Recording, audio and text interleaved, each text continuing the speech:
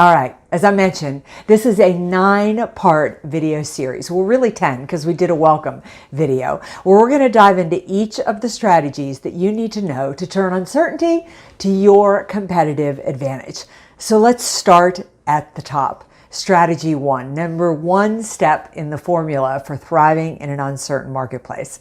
And if you want to thrive in uncertainty, as crazy as it sounds, I mean, none of us knows what's going to happen or where things are going to end up. You do need to have a vision. You need to have a positive point for your business. Listen, there was a great story years ago about the Boy Scouts going on a whitewater raft trip, and the rains really caused a delay in their opportunity to go, or what they thought was a delay.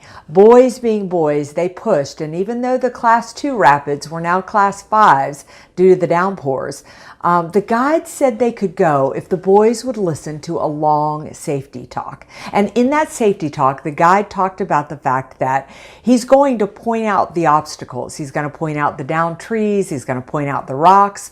But he'll always be spending more time pointing to where the raft needs to go. And he explained that because he said, boys, if I focus you too much on the rocks, too much on the obstacles, then your raft will go right in to that. You need to be focused on the positive point.